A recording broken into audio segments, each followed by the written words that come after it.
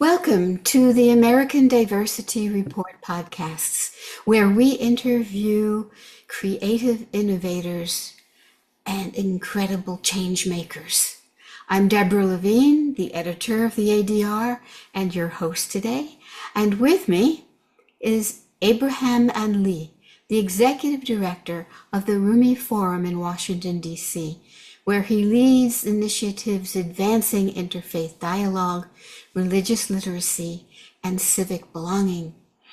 A scholar practitioner with more than 2 decades of experience, he has built flagship programs, launched research platforms, and convened multi-stakeholder partnerships across North America, Europe, Africa, and the Middle East.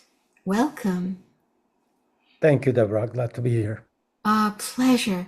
It's quite a short but amazing bio that you have. Tell us a little bit about how you got involved in all this.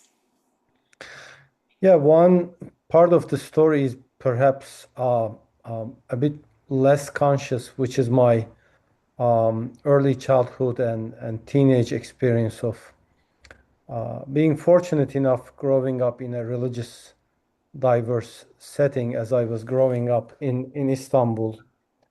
I was born and raised in Turkey, which is a predominantly Muslim country where we do have non-Muslims, religious minorities, but given the political, social cultures and inclinations, these communities choose to be less visible. So there was never, until the recent decades, that environment of celebrating multi-faith. But in my family's social environment, it was a different climate where for many years, more than half of my childhood peers were in fact non-Muslims. This is demographically an unusual experience, again, that I feel fortunate to have. So that, I believe, has traveled with me into my adult years. Another thing is, as a more conscious and positive drive,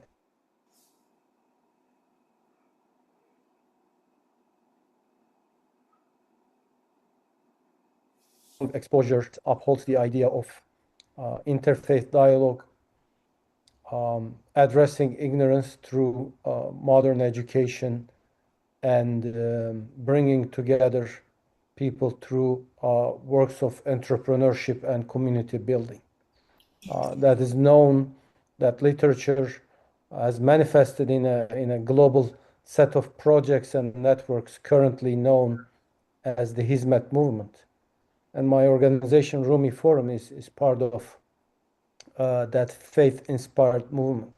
So that literature has really been very transformational because I was exposed to it at a time, having grown up in an aggressively secular social setting. I was orienting myself into faith. And I'm so glad that it was this kind of literature based on selfless service and self-reflexivity that I was strongly interested in. And the third one, kind of a negative drive, if you will, but still that had an effect on me, is 9/11. So that What? is 9/11. Oh, yes, yes. The that that tragedy, the display of its graphic violence that still haunts our memories, and the climate it created around the world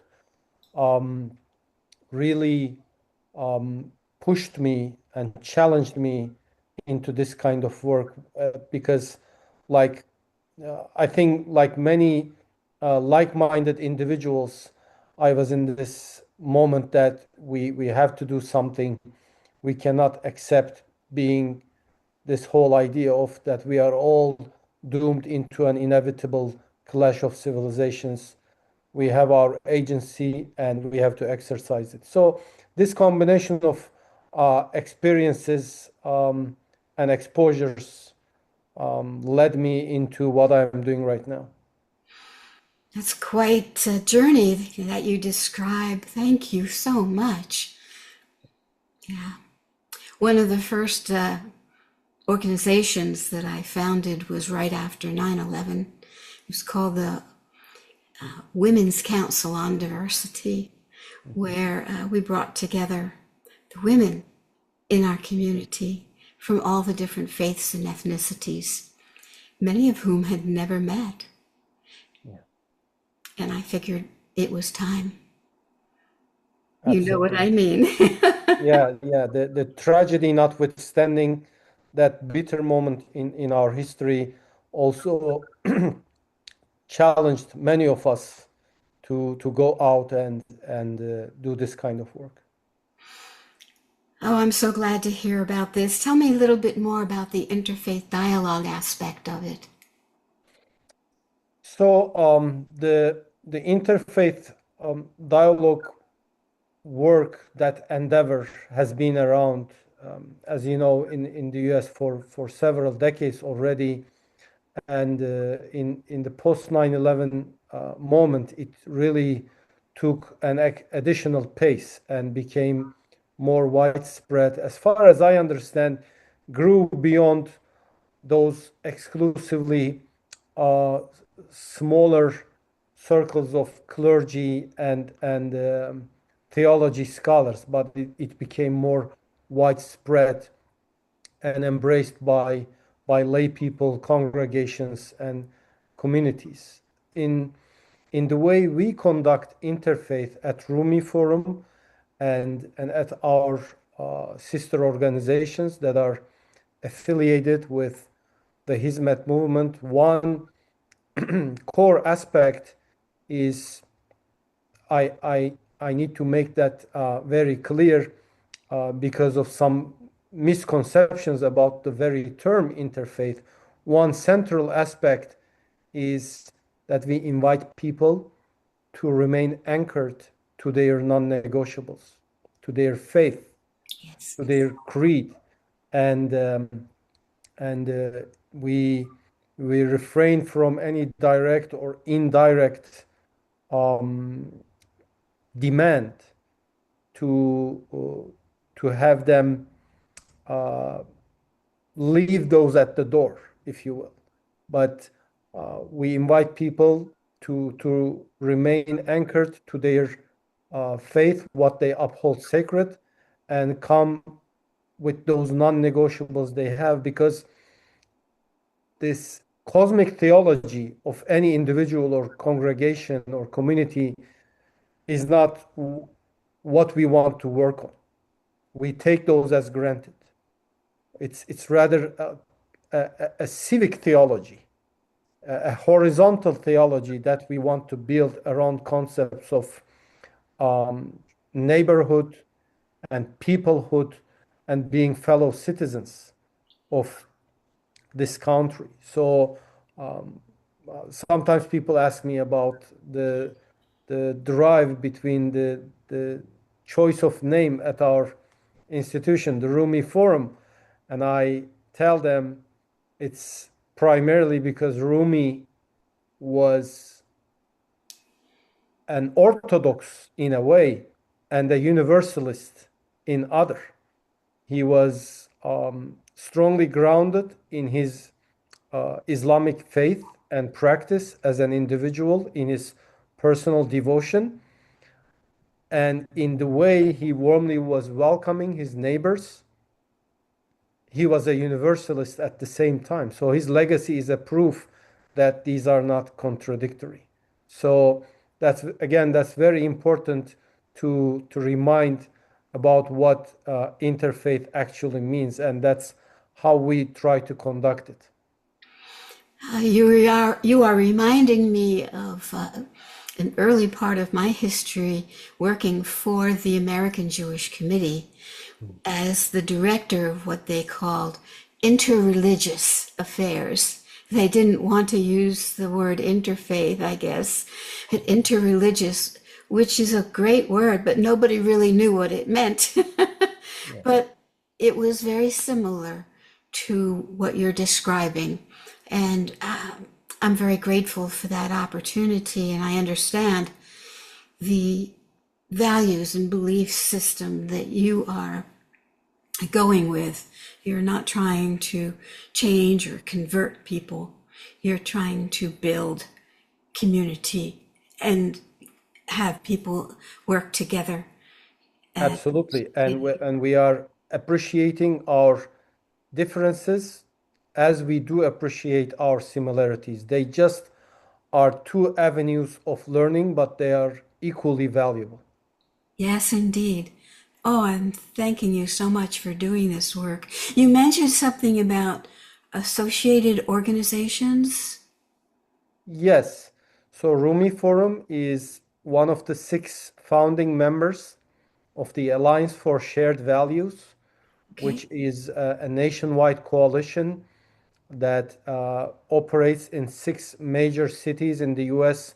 Each organization is differently branded and financially, administratively independent, but we operate around shared ideals and shared commitments as envisioned in the founding faith-inspired philosophy of the Hizmet movement. The word Hizmet itself means selfless service. So it's primarily based on the idea that expressing your sense of devotion through serving your fellow human beings. That's Yeah. what it is in a nutshell. The movement originated in Turkey in early 70s, and it was envisioned by our late honorary chairman Imam Fethullah Gülen, who passed away 2 years ago. And in those nearly half century, it grew into first a nationwide network of education and civic enterprises. And after 1990s, it became transnational. It became a global phenomenon. Can you share with us what six cities in America you're referring to? So we are the DC partner, and Okay. the rest are New York, Atlanta, Houston, Los Angeles, and Chicago. Yes. And each of those organizations serve as a hub, as a resource center for the communities that they work with in their larger regions. Wonderful. Oh my goodness. Thank you so much. I'm looking forward to hearing more about that. But in the meantime, let's talk about the depolarization issue. Yeah, so we talked about this earlier emphasis of interfaith and its origins. So it started again as bringing together people, individuals in smaller circles, and shortly afterwards, its primary mission, its grand mission, was by default became something like addressing this divisive negative climate created by 9/11. Whereas now we are in a whole different situation because of the political polarization, which the interfaith work through its conventional methods and forms of organization might not be able to address completely, because this is a moment where people, not only within the same faith, but people within the same congregation, might be pitted against one another due to differences in political views. We keep working with clergy very closely, and I've heard countless times from my clergy friends that how they feel like they are walking on eggshells while addressing their congregation, even during something could be like a regular service, a regular sermon that is part of their weekly, monthly routines, but even those moments they report are very sensitive moments because again, the people in the room, although upholding the same faith, are a whole spectrum of political convictions, and it's not easy to navigate. So, all to say that this is a different climate, this is a different moment, and uh, in a way, the grand mission was to address this whole clash of civilizations narrative, perhaps 2 decades ago. Now, I see the grand mission of interfaith work to be a useful ally of the depolarization efforts in the United States because faith, admittedly, has played a very important role. Religion, and organized religion, has played a very important role in the story of this country. And if we are to address the current political polarization, the current ongoing, painful, and I hope ultimately rewarding soul search, then faith will and has to play a very central role. It has to be involved in, hopefully, in a way, as a prophetic voice. I live in hope. We Yes. all do. Yes, indeed. Oh my goodness, we are definitely in interesting times, as they say. And religion in public life, just saying that out loud, right, Yeah. makes me want to run for cover. It's so difficult. What do you think? Yeah, first of all, let's kind of give ourselves a moment of relief. This is not a totally unfamiliar cycle when we consider the previous ups and downs in the history of the United States.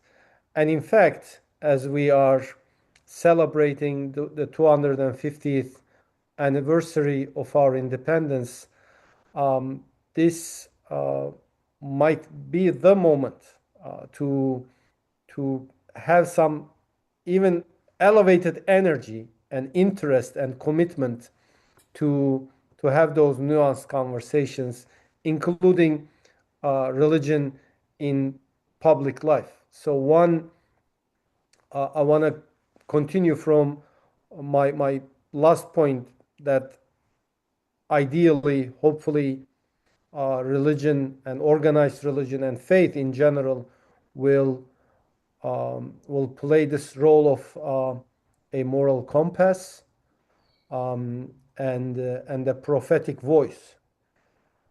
To be more specific, what we should be aiming for is to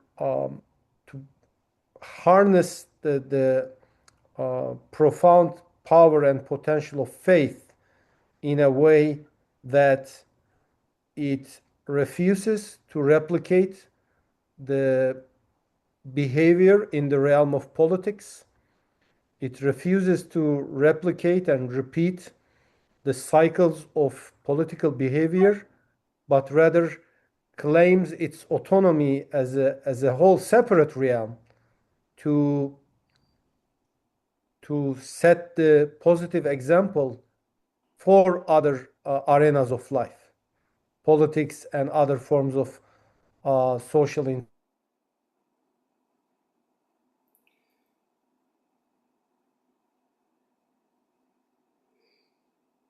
I believe is because yes, the church and state are separate, and we celebrate that. That is such a precious principle that we cannot be grateful enough that has been established in this country. Yet on the other hand, uh, church and state separate, but faith and politics are not. And it's the way it is. You know, we don't have to be in pains with that reality, but we need to find ways that faith can can function as a space of peaceful conduct and the healing of those tensions, and ultimately as a prophetic voice that um, that heals, that sets the positive example for the rest of the society as an autonomous agency. Absolutely. Set an example, a very visible example of healing, of peace, of being able to come together without trying to kill each other. Yes, and given the reality that the dynamics, the challenges have changed, I assert, I believe that within the interfaith movement, we need to do some internal review and recalibrate our the way we are organized, the way we function, the way we build our coalitions, and see what can be done, how our conventional mechanisms can be revisited, because they do need to be revisited and reorganized so that we can respond to that current challenge. Oh, I totally agree. And I hope that all of my friends who belong to interfaith groups, various groups, are doing exactly that, because we are living in such a challenging time that what we have done for years needs updating for sure.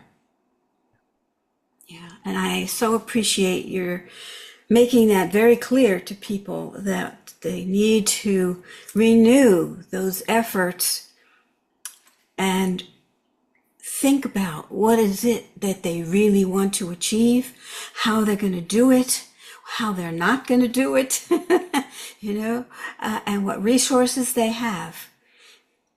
Thank you so much. This is incredibly important. Is there something else you'd like to add before we wrap up?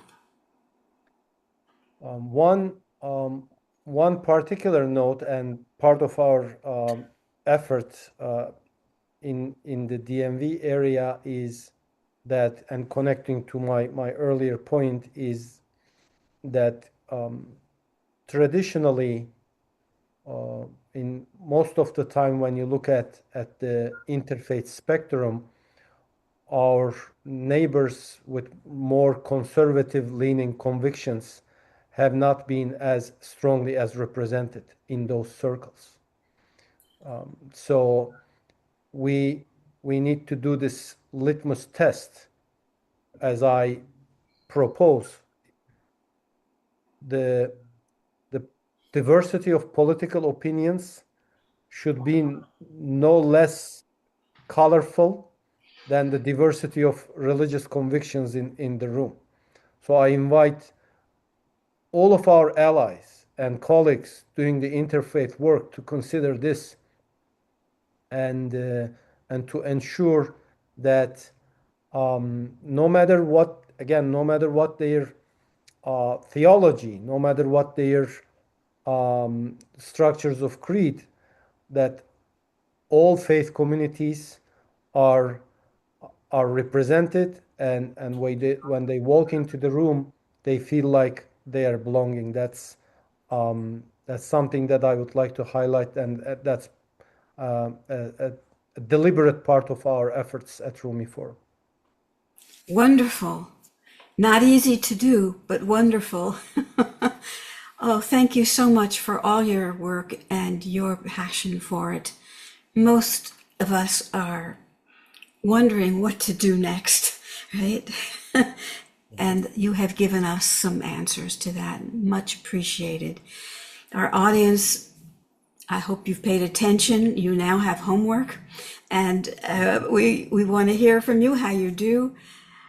And Ibrahim, thank you again. This has been wonderful, and maybe we can link up again sometime in the future to see how things go, because we're looking at a very rocky year. Thank you, Deborah. It's been my pleasure. Great.